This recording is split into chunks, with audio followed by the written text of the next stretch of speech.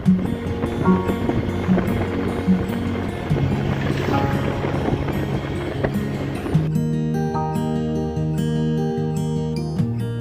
Friends, welcome to Bengal swag. আমি গার্গী আর আমার cameraman Ajay নস্করকে নিয়ে চলে এসেছি আবার একটা নতুন জায়গায়। দেখো, এটা হচ্ছে বিষ্ণুপুরের মদন মোহন মন্দির। এখানে তোমরা জানোই বিষ্ণুপুরে কত ফেমাস এখানকার মন্দিরগুলো। বিষ্ণুপুরের প্রচুর মন্দির আছে, মন্দিরের জন্য ফেমাস। তো দেখো, আমরা ভেতরে যাচ্ছি, জাস্ট একটু সাথে থাকো।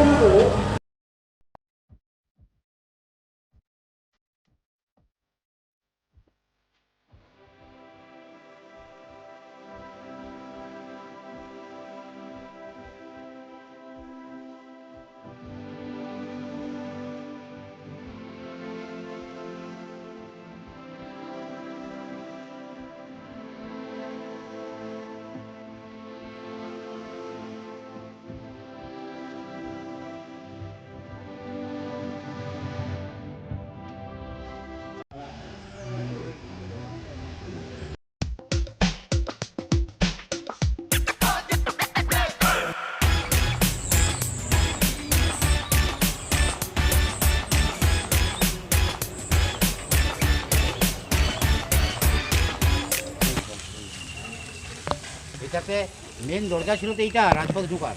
আচ্ছা, বুঝেছেন? এটাতে তখনকার দিনের এই যে নিচটা যেটা দেখছেন আপনি, হ্যাঁ। এটা ছিল চারদিকে পরীক্ষাতে রাউন্ড করা ছিল। আচ্ছা আচ্ছা আচ্ছা। বুঝেছেন? অতএব এরকম হোল্ডিং ব্রিজ ছিল, মানে হোল্ডিং দিয়েছিল। বুঝেছেন তো? হোল্ডিং ছিল ব্রিজ।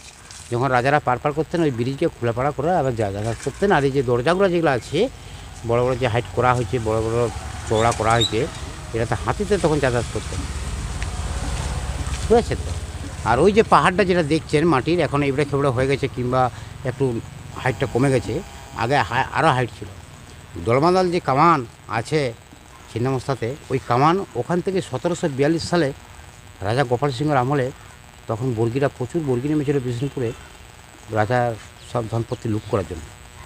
বর্গি কথার অর্থ মানে লুট, যারা লুট করে তাকে বর্গি বলে। বর্গি প্রতিষ্ঠিত হয়েছিল আপনার ঠিক শিবাজি আমল থেকে। বুঝেছেন? হ্যাঁ, ওনার ধান্দা ঠিক ওরকমই ছিল। তবে শিবাজির একটা ধান্দা ভালো ছিল, বড় লোকদের কিছু মনে করবেন না বলছি বলে, বড় লোকদেরকে রাজাদের সব মানে যারা অনিজ্য করে বড় লোক হয়েছে, রাজারা কিছু কিছু যারা দখল করে ইয়ে করেছিলেন, তেমনি উনি কিন্তু এই জিনিসটা করতেন, বড় লোকদেরকে নিয়ে গরিবরাকে দান করতেন শিবাজি। বুঝেছেন? তখন এখন যেটা দেখাচ্ছি এটা হচ্ছে পাত্থার দরওয়াজা। একটা আছে বড় দরওয়াজা, একটা আছে ছোট দরওয়াজা। একটি দরওয়াজার মাথার একটি সমাধি আছে। এগুলো এখানে ঢোকার প্রবেশপথ হিসেবে ব্যবহার করা হতো। এখন তার কিছু অংশ দেখা যাচ্ছে।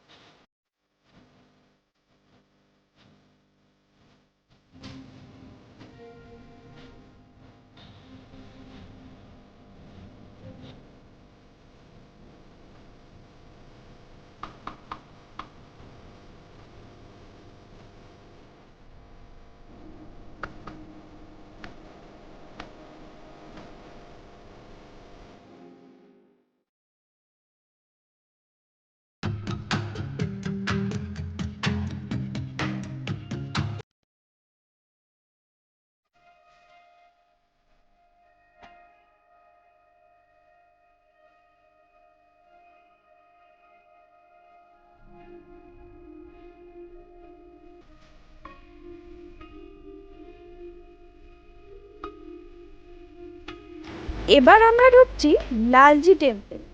লালজি টেম্পেলে একজন গাইডের সাথে দেখা হলো এবং তিনি কিছু তথ্য দিলেন আমাদেরকে। এখানে নাকি কোনো এক সময় সাপের খেলা দেখানো হতো। পরবর্তীকালে সাপকে বন্য প্রাণী হিসেবে গণ্য করায় এখানে, যেহেতু তোমরা জানো বন্যপ্রাণী সংরক্ষণ করাটা আমাদের একটি দায়িত্বের মধ্যে পড়ে, সেই কারণে পরবর্তীকালে আস্তে আস্তে এই খেলা দেখানো বন্ধ হয়ে যায়।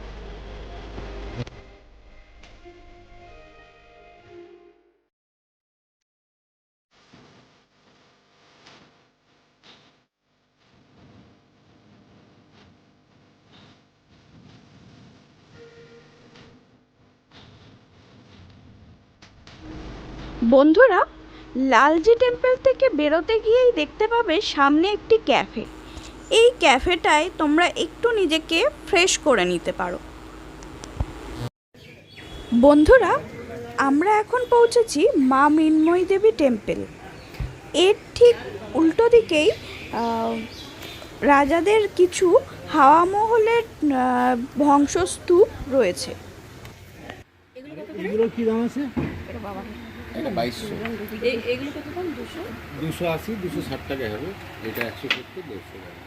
পেতলের সিব এইরকম হবে। বাঁকুড়ার ডোকরা শিল্প সম্পর্কে তোমরা অনেকেই জানো, যা সারা পৃথিবীতে কিন্তু নাম পেয়েছে।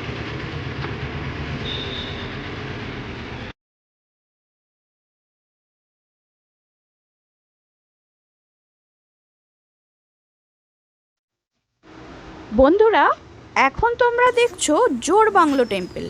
এই জোড়বাংলো টেম্পল রাসমঞ্চ আর শ্যামরাই মন্দিরে ঢুকতে গেলে টিকিট লাগে। এই টিকিট তোমরা কালেক্ট করতে পারবে রাসমঞ্চের সামনে থেকে। এই রাসমঞ্চের সামনে থেকে তোমরা মাথা পিছু 25 টাকা দিয়ে পার হেড তোমরা টিকিট কেটে নিতে পারো। যদি সেটা অনলাইনে কাটো তাহলে কিন্তু পড়বে মাত্র 20 টাকা করে। এবং আর একটা জরুরি ইনফরমেশন দিয়ে রাখি, যে কোনো মন্দির ভেতরে কিন্তু ভিডিওগ্রাফি অ্যালাউ নয়। অনলাইনে টিকিট কাটার লিঙ্কটা আমরা ডেসক্রিপশন বক্সে দিয়ে দেব। এখন তোমরা টেরাকোটা শিল্প দেখতে পাচ্ছ। এই টেরাকোটা শিল্প মাটিকে পুড়িয়ে তৈরি করা হয়। তাই এই বাঁকুড়ার যত মন্দির আছে তার ম্যাক্সিমাম মন্দিরই কিন্তু হয় এই টেরাকোটা দিয়ে তৈরি, না হলে কিন্তু ল্যাটেরাইট পাথর দিয়ে তৈরি। এই টেরাকোটা কিন্তু বিশ্বের দরবারে একটি জায়গা করে নিয়েছে এবং এই টেরাকোটা জিনিস তোমরা একদম 10 টাকার থেকে আরম্ভ করে অনেক দাম পর্যন্ত কিনতে পারো। বিশেষ করে টেরাকোটার ঘোড়া কিন্তু খুবই বিখ্যাত।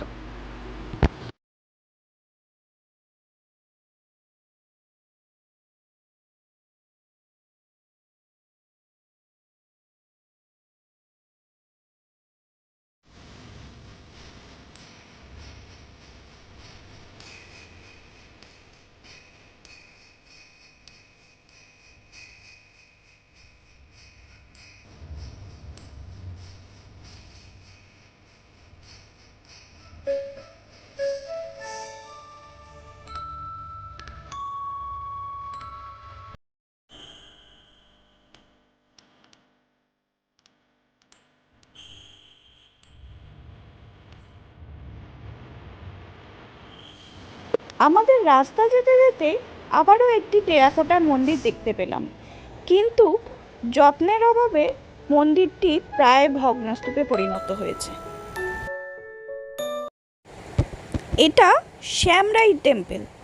আমরা তোমাকে এখন শ্যামরাই টেম্পলটাই দেখাচ্ছি। বন্ধুরা, আমরা এখন লালবাঁধে এসে পৌঁছেছি। এখানে দেবী সর্বমঙ্গলা পূজিত হন।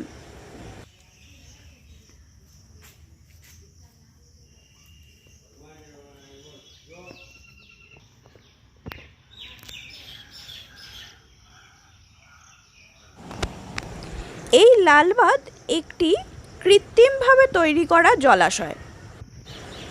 এটি তৈরি করেছিলেন মল্ল রাজা রঘুনাথ সিং। এটি রাজা তৈরি করেছিলেন তার পার্সিয়ান লাভার লালবাইকে উপহার দেওয়ার জন্যে। তিনি একজন নর্তকী ছিলেন।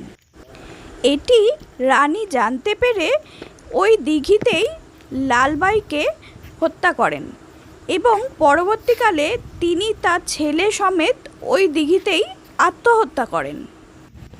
এই দিঘির তলা দিয়ে একটি টানেল আছে।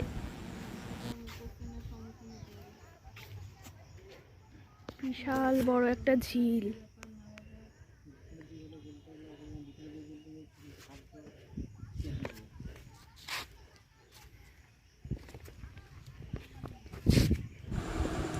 আমরা দিঘির পাড়ে বেশ খানিকটা সময় কাটিয়েছি। এখান থেকে যেন উঠতেই ইচ্ছে করছিল না। আর এত সুন্দর একটা ঠান্ডা হাওয়া মনকে যেন আষ্টে পিষ্টে বাজছিল।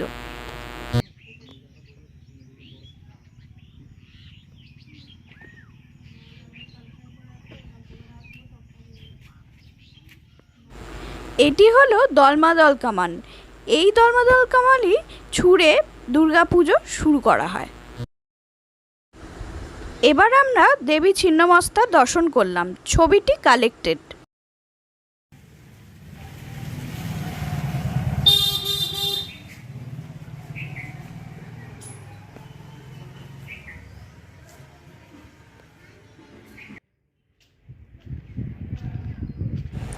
এরপরে আমরা যাচ্ছি রাসমঞ্চে।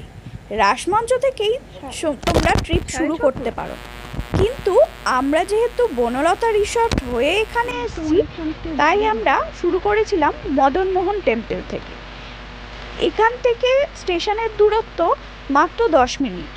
10 থেকে 15 মিনিটে কিন্তু তোমরা স্টেশনে পৌঁছে যাবে। শেয়ারিংয়ে গাড়ির ভাড়া, অটোর ভাড়া পড়বে তোমাদের 20 টাকা পার হেড। আর যদি রিজার্ভ করে যাও তাহলে মাত্র 80 টাকা। কলকাতা থেকে তোমরা বিষ্ণুপুর একদিনেই কভার করতে পারো। যাতায়াতের ট্রেনের ডিটেলস এবং বাসের ডিটেলস আমরা ডেসক্রিপশান বক্সে দিয়ে দিচ্ছি।